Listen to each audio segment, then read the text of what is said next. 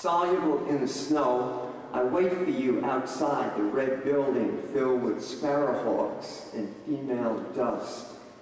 Black canopies, one goes up, one goes down. I go still, stand wavering, head down, snow sharp. Like raw rice in my face in the wind, the neck of my guitar warps, snaking like a dry riverbed in the neon ruins. Soon I watch the women drift in and out, scented like a frozen stream, obvious, oblivious, thin. I don't want sex. I just want to give you your cello lessons.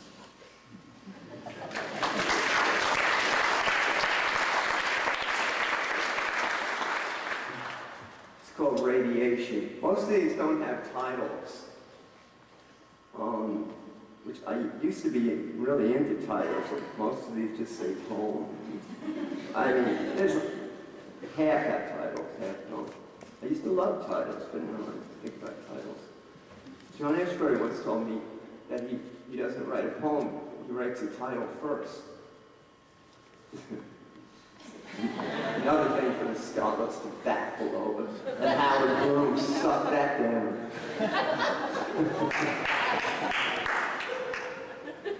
So this is called Radiation. It could be a smudge from the inky thumb of a slack X-ray technician. It could be the radiant image of a tumor on my lung. It could be, by benign intent and a careless finger, the emblem of a tedious and underpaid vocation.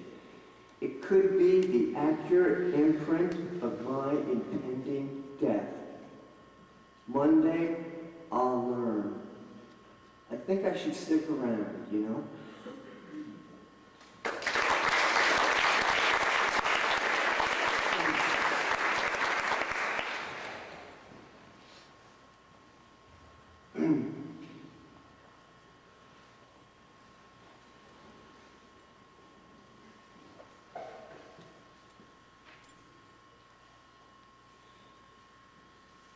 I never read this poem before. I'll give it a shot now.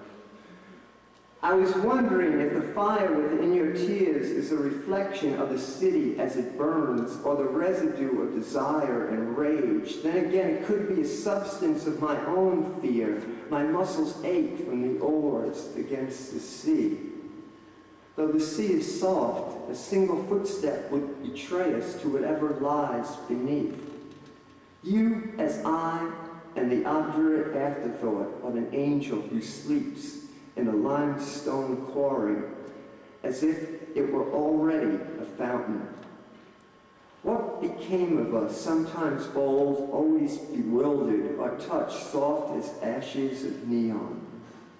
At one point, I peeled ringlets of passion from myself like the skin of fruit, flung it in the faces of strangers. Then I was gone. I didn't know what they did with it. Now I scream like a dry, uncertain leaf spinning to earth. Once sane, these expectations are like mandolin strings too tightly tuned and severed by moonlight. God, sometimes my body just breaks down trembling. The city's so distant now, its buildings bent like homeless men around a fire, and the bruised, blessed, and brutal skies.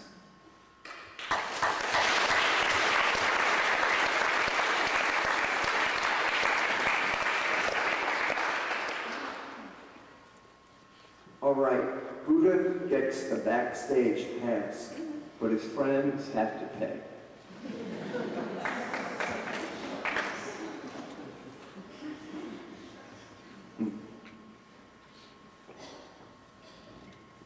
Oh, this is what Burroughs told me. Have you ever seen fjords, Jim?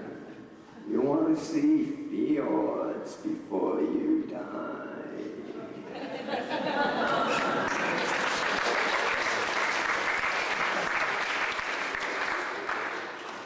I saw him. I don't think that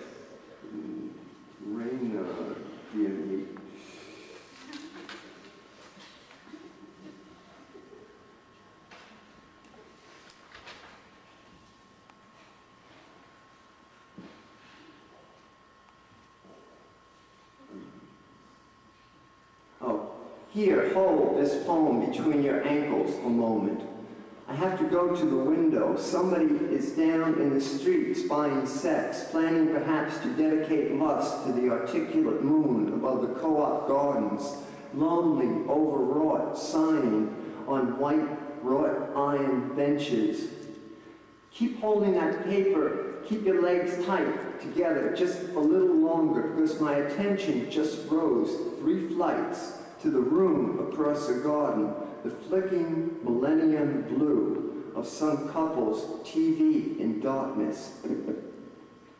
Is that Mia Farrow in A Secret Ceremony, directed by Joseph Losey in 1968?